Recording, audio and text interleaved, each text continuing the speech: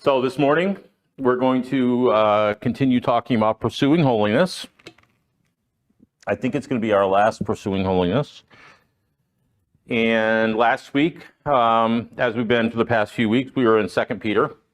And I started talking about what Peter quotes from Isaiah chapter 40 and mentioned that we were going to look a little closer at that. And that's what we'll do this morning. So let's pray. And then we'll get rolling.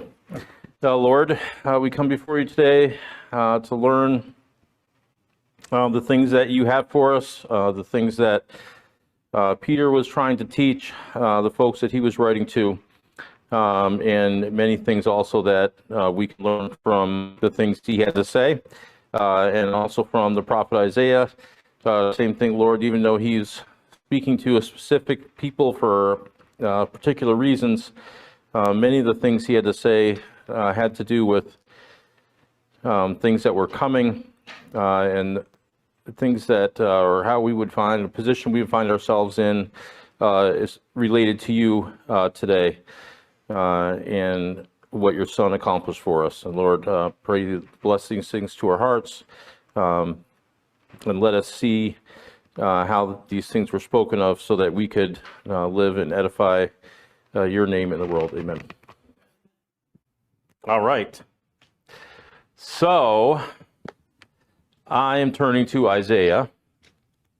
You're welcome to turn to Isaiah too if you would like. It is in the Old Testament, in case you didn't know.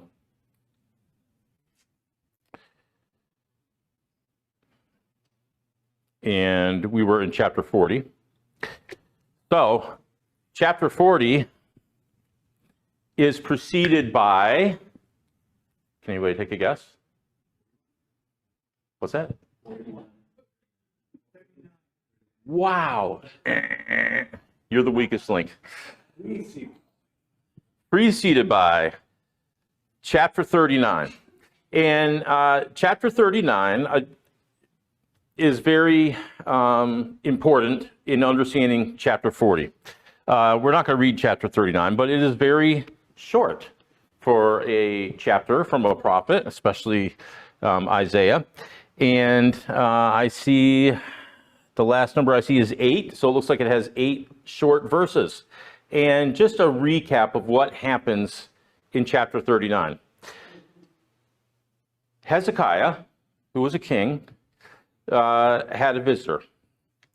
And this visitor's name, if you read the chapter, was Merodach Baladan, son of the king of Babylon.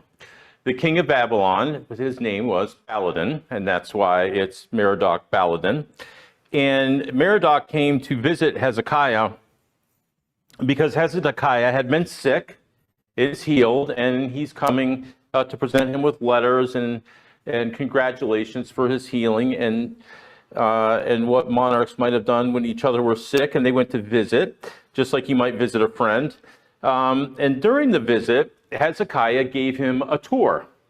And he toured all his palace grounds, maybe part of the temple that he could tour. I don't know what everything that he toured. But wherever there were riches and gold and silver and things, he gave a tour to Merodach. All the riches that he owned. And as I read that, I thought, well, apparently Merodach went back and told his dad. Because soon after, all the gold and silver ends up with his dad, Merodach's dad, right? In Babylon. And what didn't Hezekiah talk about when Merodach was there? It doesn't say whether he talked about it or not, and I'm guessing he probably didn't talk about it. He didn't talk about God. He didn't talk about the greatness of God. The only stated job of God's people was to manifest God in the world, right? A nation of priests to the world. They had good news to share and good news to live, and he didn't share it. Instead, he shared of his riches, his worldly possessions, his money, everything that he owned, everything that his people owned. That's what he cared about, and that's what he shared. And so then Isaiah comes, and Isaiah asks, who are these guys that came to visit you? And Hezekiah tells him, oh, it was Merodach and the guys from Babylon that came to see me. And Isaiah says, well, what did you show them? And of course, Hezekiah tells him everything. I showed him everything. I showed him all the riches that we have. Everything. I didn't hold anything back. And so Isaiah gives him a prophecy. And it is a prophecy that is going to come to pass. And in it, he says, your children, your sons, will work in the court of the Babylonians. They will be employees of the Babylonian king for another worldly power. And that all those riches that you have are all going to Babylon. They're gone. They're worthless and meaningless. They have no bearing at all on the future of God's people. And apparently, if you read in the last verse, Hezekiah wasn't really concerned that his sons were going to go work for the king of Babylon, or that his people were going to be taken and go through any types of hardships, or that all their riches would be taken away. Because what does he say? There will be peace and security in my days. So he's going to live out the rest of his time in peace and security, and then he's going to pass on, and all of their worldly goods will be taken, all the people will be taken, and his offspring will end up working in a foreign court. So why is that chapter so important? Well, because it precedes a chapter that Peter brought out about the greatness of God. And as we saw last week, when Peter finished reading, what did he say? He says, the grass grows and it withers. The flower comes up on the grass and then it falls off. And people are like grass. They come and they go. And what is left? The word of the Lord, the word that Peter said he preached to them, right? And so to understand what was the word that Peter's preaching to them, I think we have to take into account all of Isaiah chapter 40. And knowing Isaiah chapter 40 comes after a short passage about riches of the world and what they matter or what they don't matter, about a nation, God's people, that was there for a very long time, and then it's not there. But again, in chapter 40, we're going to see, what does it matter? It's not going to matter, right? They were there for a reason. They didn't fulfill it. They're going to be gone. But God's work is going to continue. So if we're in Isaiah chapter 40, I'm going to read verses 3 through 8 to start with. But in the first couple verses, it says, "Comfort, O comfort my people, says your God. Speak tenderly to Jerusalem and cry to her that she served her term. She's received, her penalty has been paid, that she has received from the Lord's hand double for all her sins." So what happens here is that they've sinned against God, and he's saying, I've wiped your iniquities out. They're gone because you paid the price. They're about to pay the price, right? Because they're about to lose everything and end up in captivity for a very long time, and they're not going to return as a nation. In verse 3, it says, "A voice is calling, clear the way for the Lord in the wilderness, make smooth in the desert a highway for our God. Let every valley be lifted up, and every mountain and hill be made low, and let the rough ground become a plain, and the rugged terrain a broad valley. Then the glory of the Lord will be revealed, and all flesh will see it together. For the mouth of the Lord has spoken. A voice says, call out. Then he answered, what shall I call out? All flesh is grass, and all its loveliness is like the flower of the field. The grass withers, the flower fades. When the breath of the Lord blows upon it, surely the people are grass.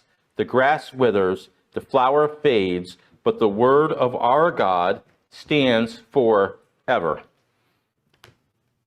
Those are the verses that Peter, those last few verses, those are the ones that Peter read to his people, or wrote to the people that he was writing to. And he was trying to get a point across about what people are. But if we look at chapter 40, verses 3 through 5, I believe, are speaking about one person. It starts off, the voice that cries out is John the Baptist. And you can read that in Matthew chapter 3. John the Baptist cries out. And some of the things in here are some of the things he cries out. And then a voice comes. And what is this next voice? Who lowers the mountains, makes the rugged ground smooth? Who does all that? Jesus Christ does it. He does it while he's here during his ministry. He makes the mountains and hills low and exalts the deep valleys. He takes what the Jews are, rough, rugged, chaotic, people supporting and administering a religion that is failing, that has failed. It is failed. And he smooths it out so that everyone can see and come. And what does it say? It says, then, once he does that, the glory of the Lord shall be revealed, and all people shall see this glory. And what is the glory? Do you think?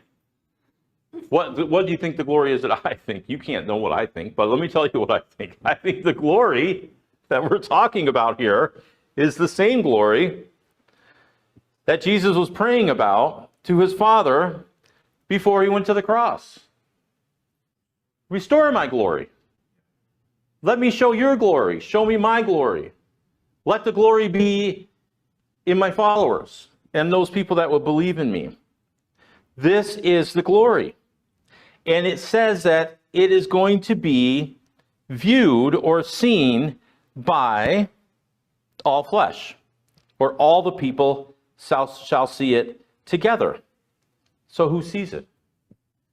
I think everybody that needs to see it, as they need to see it, in their time, in God's time, all people will see what Christ has done, what God has done.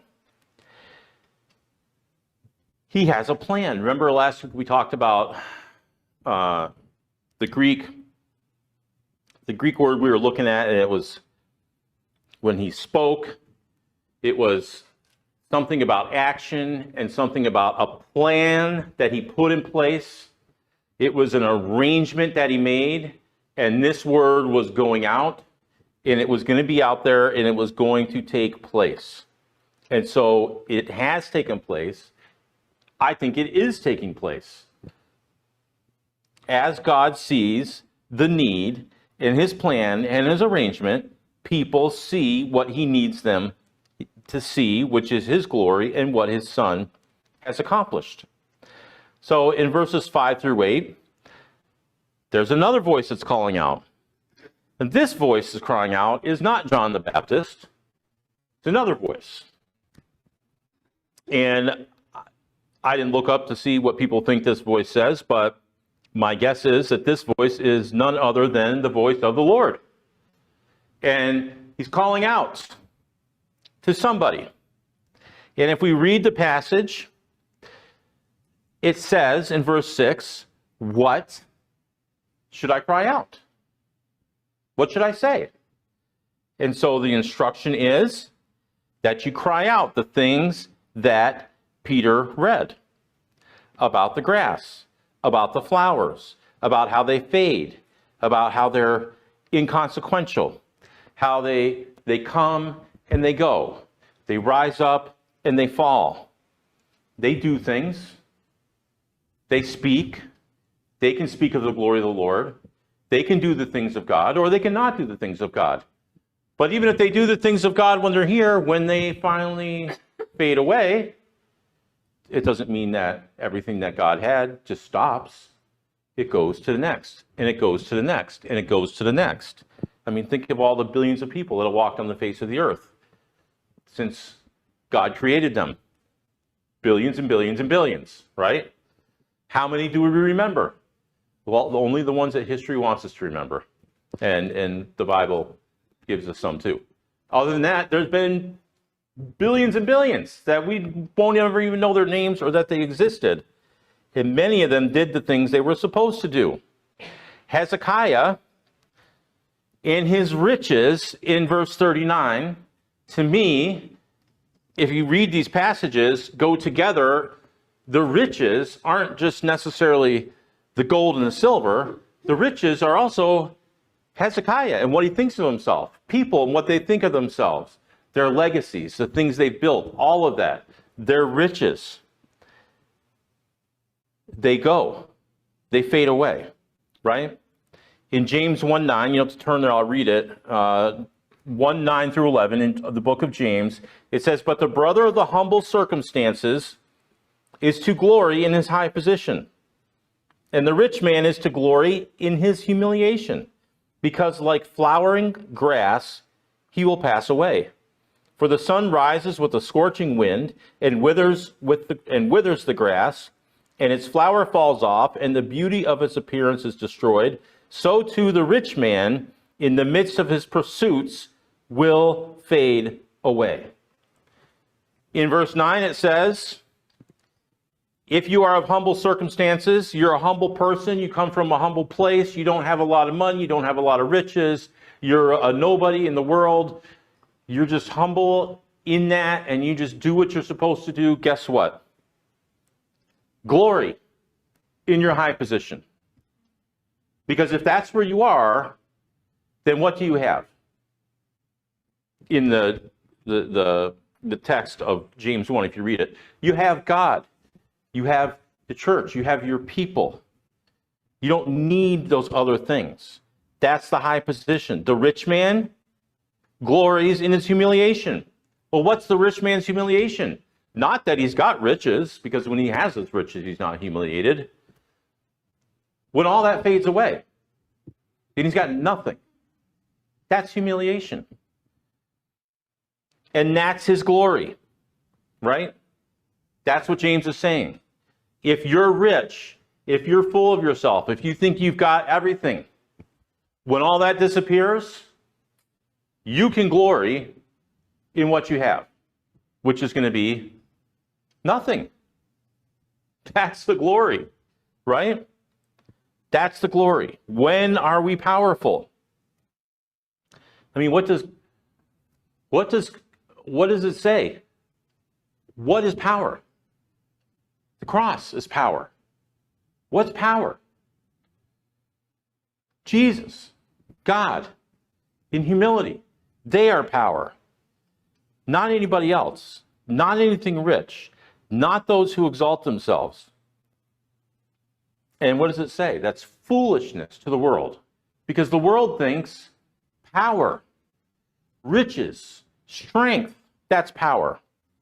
So when the rich and powerful are brought low, and everything is stripped away, what's left? What is left? According to Colossians 1:16, everything that was made, everything is made by God, by the Son, through the Son. It says, "For by him all things were created, both in the heavens and on earth, visible and invisible, whether thrones or dominions or rulers or authorities, all things have been created through him and for him." In John 1:3, it says something very similar. All things came into being through him. Him, in John 1, was the Word that was with God in the very beginning, the Word that came out from God, which eventually became a person. That Word, everything was made through him, and apart from him, nothing came into being that has come into being. What happens if you take the Creator and you take the Creator away to the creation? If the creation is being held together by the Creator and the Creator pulls its hand away, what's going to happen to the creation? It crumbles. It's done. So when the grass withers and the flower falls and fades, what's left? The Creator. That's it. Christ is the bond. Without Christ, there is nothing. I think this is the word that Peter was referring to in 1 Peter 1:25 when he says, and he preached the word. This was the word preached to you. The word preached to you was in the beginning of this chapter. I'm telling you to persevere. I'm telling you you're going through hardships and oppression, and your salvation is coming soon. Christ is coming. It's all coming. It's there for you. Persevere, pursue it, stay in it, because that's what's worth it. Everything else you're going through, it's all fading. It's all going to be gone. And what is going to be left? Well, according to Peter, at the end of the chapter, when he copies closely what Isaiah said, God is left. That's it. So in the next section of chapter 40 of Isaiah, verses 9 through 11 is the next section. We're just going to read verse 9. It says, now, in verse 9, we're still listening to the voice of God, the voice of the Lord, who is speaking to somebody. In verse 6 is, and I said, this person who is I is asking, what is it that you want me to say? And of course, we just talked about part of what he's going to say, but the rest of it comes and it says, get yourself up on a high mountain, O Zion, bearer of good news. Lift up your voice mightily, O Jerusalem, bearer of good news. Lift it up, do not fear. Say to the cities of Judah, here is your God. Shout it out from the highest place you can get to. Shout it out. And let everybody know, I'm God. And again, I think the person that is supposed to be crying out and does cry out is the Word of God, Jesus Christ.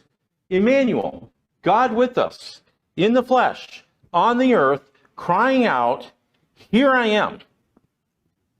God, here. Jesus cries out, like he says to Philip, you see me, you see the Father. I'm preaching out to you who I am, who God is, from the highest possible hilltops I can get on. Some people might say, well, it says Zion, bearer of good news. Well, I don't think Zion here is a place that's getting up and shouting out. I mean, Zion is a hill, right? It's a high spot, right? He's up there shouting, lifting his voice mightily. And we know, or at least I believe, that Jesus fulfills everything that Israel could never fulfill. And so when you see Jesus, you are seeing a picture of what Israel was supposed to be when they were on the earth. And Jesus is actually doing it. He's fulfilling it. He's proclaiming who the Father is and what the Father does, not only in his words, but in his deeds, not only in his miracles and the things that he does when he's on this earth, but through the cross and through the resurrection. He is proclaiming. When Isaiah 52:7, if you ever use your If you have a reference Bible, some of the references that come out with these verses, there's a couple of them. One of them is Isaiah 52:7. How beautiful are the feet. Where do the feet run? In the mountains. And what are they doing? Proclaiming. Proclaiming. The beautiful feet here are the beautiful feet of Jesus Christ, proclaiming the good news, which bring a new age, a new time, a new covenant. In Isaiah 61:1, I got to turn over there because I have it written down, and I was supposed to remember exactly what it said, but I don't. The Spirit of the Lord God is upon me, because the Lord has anointed me. He has sent me to bring good news to the oppressed, to bind up the brokenhearted. And of course, we read of that in the New Testament. I believe in Luke, he's young, or he's opening the scroll up. He asks for the scroll of Isaiah. He unrolls it. He reads it. I'm telling you right now, this is happening right now. I'm here right now. This is what has been commanded of him, to shout out to everyone. The next set of verses is 12 to 26. These are going to offer us amazing insights into God as the creator, as to who God is that holds everything together through and with his Son. And we're not going to read every single verse, but let's look at verses 13 to 14. It says, who has directed the Spirit of the Lord, or has his counselor has informed him? With whom did he consult, and who gave him understanding? And who taught him in the path of justice, and taught him knowledge, and informed him of the way of understanding? Who? No one. No one. Doesn't it sound like, it sounds exactly like I'm reading from Job, right? Job's questioning God, and God's saying, who are you? Tell me who you are, that you are going to tell me how things work. Because you can't. No one. Everything we need to know from God, everything we need to know comes from God, sorry. I got to get those words out of my mouth. In 1 Corinthians 2:16, it says, we have the mind of Christ. Because God is the fountain of knowledge and information about justice and how we live. And, you know, who can know? Who can tell God what it's like? Nobody. But God can tell us what it's like. And because we have the mind of Christ, we can also know. We can't know everything, but we can certainly know the things that God needs us to know in order to do the things that we're supposed to do. God gives us understanding through his Son. So who knows what justice is? Only God. I mean, we can know what justice is, but, you know, things don't flow from my mind up to God, right? I don't read something in the scriptures or something that Jesus said or something what the prophet said and say, well, God, actually, it's not really like that. Let me tell you how it works, right? That's what you might have said, but that doesn't really work. This is what goes on. I can't do that. We try to do that. We try to get things to flow up into the mind of God, but that's just not how it works. We read, we learn, we experience the things that we read and the things that we know that Jesus did, the things that we know the apostles did, the things from the prophets, the things from the scriptures. We read them and we learn and we work to experience them and what they are. You know, we were in James a minute ago. James, in the same chapter 1, says that I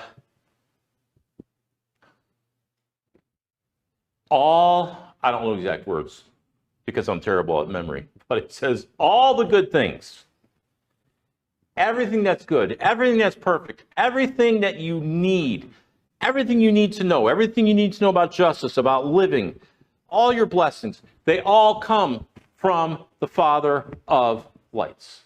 It all comes down from God to us. It doesn't go the opposite way. So, people are like grass. It withers. Their flowers fade. Surely the people are grass in verse 7 of chapter 40. Everything about them disappears. Let them know that. That's one of the things that Jesus Christ is supposed to say. All right, that's what the voice tells them. Make sure they know. Make sure they know who you are. Make sure they know who I am. And they have a place in all of this. In us. They have a place in us. They have a purpose that we want them to fulfill. But when they're gone, it's not the end. We'll keep fulfilling it. Things will keep happening. We'll make sure they go on. So in verses 15 to 17 in chapter 40, he has another topic along the same lines. It says, behold, the nations are like a drop from a bucket and are regarded as a speck of dust on the scales. Behold, he lifts up the islands like fine dust. Even Lebanon is not enough to burn, nor its beasts enough for a burnt offering. All the nations are as nothing before him. They are regarded by him as less than nothing and meaningless. So not only are the people easily brought up and fade away, but all of their organizations. I mean, I think you can even put in the word, behold, the religions are like a drop from a bucket. Anything that is created by men, why do we make them? We make them to have importance, right? It's something we believe in. Let's build it. Let's make it. It has importance. We think other people will benefit from it. We make it. And what is God saying? No, a speck of dust on the scales. I mean, you know, I am a shopper. I shop for the same types of things that you all shop for at the same place or places. And I have to word this correctly so it doesn't come out the wrong way. When I'm shopping for peppers, sometimes I look at the pepper display as I'm picking up my peppers that I want. I look down and I see pepper stems. And I wonder, what are the pepper stems down there for? Because someone was picking all the pepper stems off. You know, and I just decided to try it out and took some pepper stems and put them on the scale, and lo and behold, when I put the pepper coat in, they weighed nothing. 0. So it made me wonder, why would someone peel pepper stems off the peppers? Because they're like a speck of dust on the scales. They mean nothing. Nothing. There's no weight, right? At least nothing that's worth weighing. That's the same as the nations. He says, why does he single out Lebanon here? Lebanon, in Isaiah's day, certainly in Solomon's day and David's day, Lebanon was an amazing, rich, beautiful kingdom, country, right? If you look it up, you can find that there's petrified forests in Syria and Lebanon, actually. Petrified cedar, huge, big logs that used to be trees just out in the desert. Because in Lebanon and in Syria, even in the desert areas, used to be forests. And partially, some of those were cut down for Solomon, right? Didn't he have a good deal with his friend? It was a Hiram in Lebanon. And he used servants and slaves from Lebanon, and they went up and they cut down the cedar trees. He brought them back. And Solomon's palace, his mansion, is called in 1 Kings.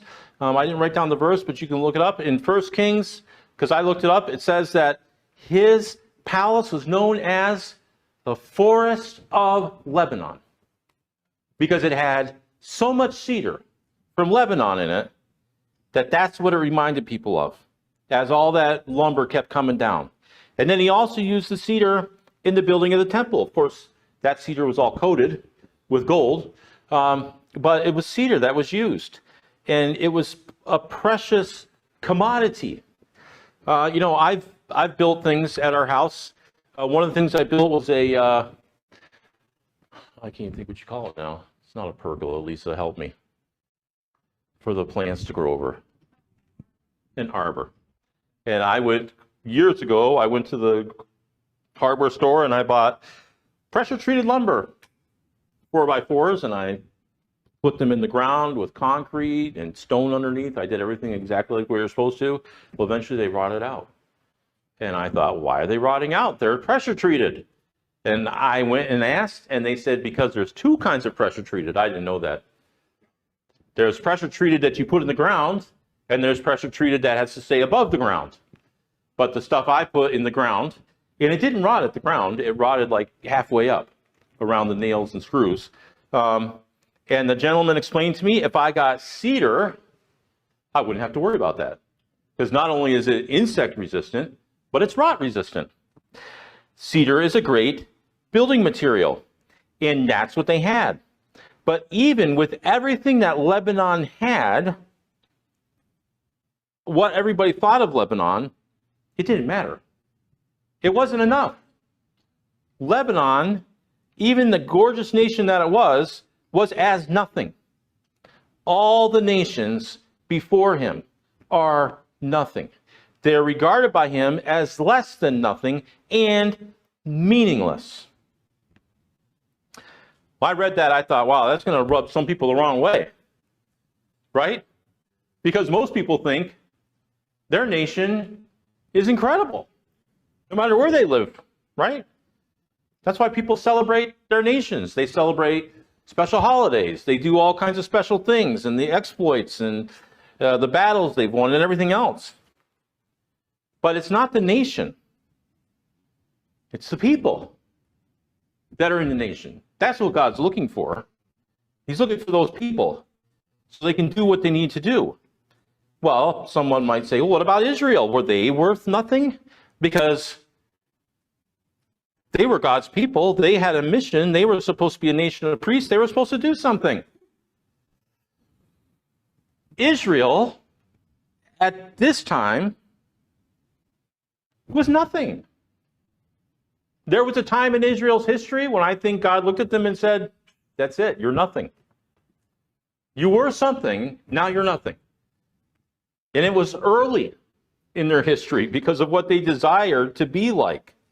Because they were supposed to be different than everybody else. You know, I've been learning that there's a thread that runs through the scripture that is very anti-empire or anti-nation. And, I've been reading things and reading the scriptures and passages from it. I'm like, wow, I never would have seen that. I never would have seen it. But some people are really good at reading the scriptures and finding all the little nuances, right, that we just miss every day when we read. But Israel was the same. They were the same. So if we go down to verse 21 and read verses 21 to 24 in Isaiah chapter 40, it says, do you not know? Have you not heard? Has it not been declared to you from the beginning? Have you not understood from the foundations of the earth? It is he who sits above the circle of the earth, and its inhabitants are like grasshoppers, who stretches out the heavens like a curtain, who spreads them out like a tent to dwell in. He it is who reduces rulers to nothing, who makes the judges of the earth meaningless. Scarcely have they been planted, scarcely have they been sown, scarcely has their stalk taken root in the earth, but he merely blows on them, and they wither. A storm carries them away like stubble. You know, I read grasshoppers, and I think we're like little bugs, right? God looks down on the earth. That's what it's like. Not that God thinks that we're like little bugs, because he loves us immensely, and he has things for us, and he wants us to work with them. But Isaiah is trying to get a point across. You, your institutions, your religions, your governments, everything, it's worthless. Because there's only one thing. God. That's it. So as we come to the end of Isaiah chapter 40, we should compare 1 Peter chapter 1 and Isaiah chapter 40 together. I'm not going to compare it for you, but you should read it and compare it and see if Peter is saying the exact same things that Isaiah is saying. Because I think that when Peter quotes verses, let me get the verses right here, 6 through 8 of Isaiah chapter 40, he doesn't have just in mind verses 6 through 8. I think he has in mind verse 1 through, I think, 31 of Isaiah chapter 40. He's got the whole topic in what he's trying to get across to them. There's a purpose, there's a reason for what they're doing. There's a reason, and the reason is God. The reason is the Father. That's the reason.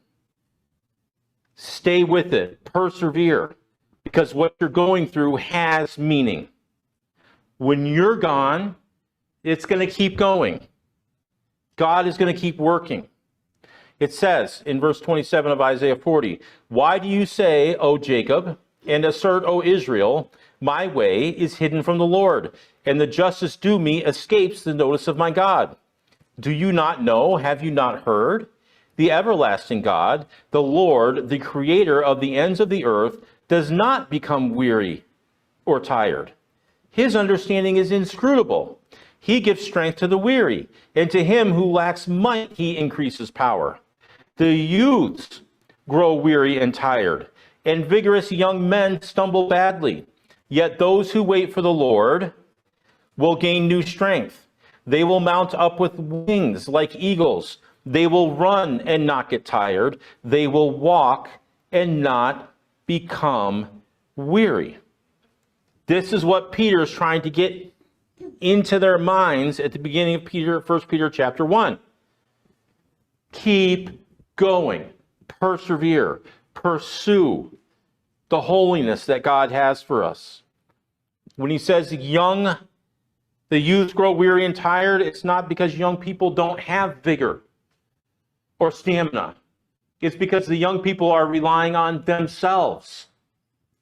So in the next part of these verses, it says, "Yet those who wait for the Lord will gain new strength." That includes young people. If the person, old or young, is relying on God, relying on the Lord, their hope, that's what it means to wait. If they're hoping in the Lord, they're going to get strength. And they're going to mount up. Just like in Exodus, when he says, when you were in Egypt, I bore you like an eagle, and I took you out. When you lack and you're humble, when you understand that God is your power, and that it comes from God, and that's where your power truly is, then you will have it. The enemy that Peter's talking about, the oppressors, or the ones that are after them, are the people of the Jewish religion that we spoke about a few minutes ago that's failed. They're the ones coming after him. They're the ones that are trying to repress them and try to take their message and hide it. It can't be hidden.